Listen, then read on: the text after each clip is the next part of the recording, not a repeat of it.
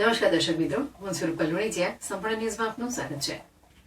પાલનપુર ભાજપ શાસિત નગરપાલિકાની કારોબારીની બેઠક કારોબારી ચેરમેન પિયુષભાઈ પટેલના અધ્યક્ષસ્થાને તેમજ ચીફ ઓફિસર નવનીત પટેલની ઉપસ્થિતિમાં યોજવામાં આવી હતી, જેમાં વર્ષના બજેટ અંગે ચર્ચા કરી તેના આવક અને ખર્ચના આંકડાઓ રજૂ કર્યા હતા, જેને બહાલી આપવામાં આવી હતી। જેમાં બેઠકમાં એજન્ડા પર આ પ્રકારે લેવાયા હતા। પાલનપુર નગરપાલિકાનું સને 2023-24નું રિવાઇઝ અને 2024-25નું અંદાજપત્ર બજેટ પંચણે લેવામાં આવ્યું હતું, તેમજ નગરપાલિકાની જુદી જુદી શાખાઓના આઉટસોર્સિંગથી મેન પાવર પૂરો પાડવા માટે કરેલ ટેન્ડર પ્રક્રિયાની બહાલી અપાઈ હતી અને ઘરવેરા શાખાના એરિયા બેઝ પ્રોપર્ટી ટેક્સ 2007ના નિયમો અનુસાર દર 2 વર્ષે બેઝિક રેટમાં કરવાનો થતો વધારા અંગે નિર્ણય લેવાનો ચર્ચા કરાઈ હતી।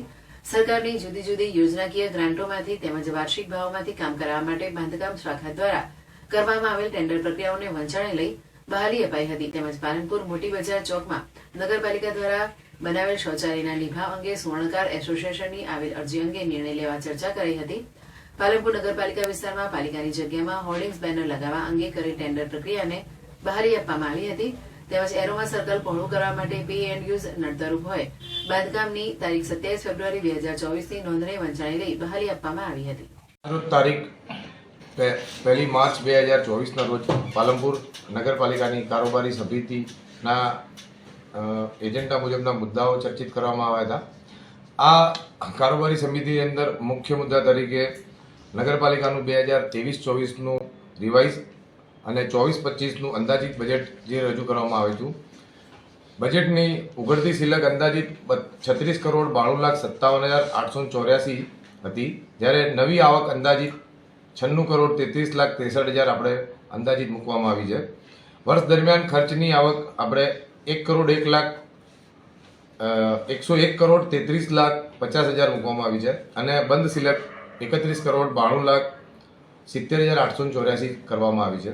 આ સાથે સાથે આપણે બીજા જે મુદ્દાઓ હતા એમાં પાલનપુર નગરપાલિકાને આઉટસોર્સિંગથી જે મેન પાવર પૂરો પાડવા છે એક મુદ્દો એ પણ લેવામાં આવ્યો છે। એરિયા બેઝ ઘરવેરા શાખાની અંદર જે દર 2 વર્ષે સરકારના નિયમ મુજબ જે વધારો કરવામાં આવે છે 10%નો, એનો એક મુદ્દો પણ આપણે ચર્ચિત કરી અને એ મુદ્દાને બહાલી આપવામાં આવી છે। જુદી જુદી ગ્રાન્ટોમાં બાંધકામ શાખામાંથી આવેલા જુદી જુદી ગ્રાન્ટોને આજે જે ટેન્ડર પ્રક્રિયા કરી અને જે સૌથી નીચા ભાવે લોઅર રેટે જે કંપનીઓ એજન્સીઓ આવેલી છે એ લોકોને પણ આજે વર્ક ઓર્ડર ઇસ્યુ કરીને એમને બહાલી આપવામાં આવી છે। પાલનપુર હદ વિસ્તારની અંદર આવેલા હોલ્ડિંગ બોર્ડ્સનું ટેન્ડર પ્રક્રિયા કરવામાં આવી હતી અને જુદા જુદા વિસ્તારોમાં જે હોલ્ડિંગ બોર્ડ્સ પાલનપુર નગરપાલિકા દ્વારા લગાવવામાં આવે છે એની ટેન્ડર પ્રક્રિયા પૂર્વ કરવામાં આવી છે।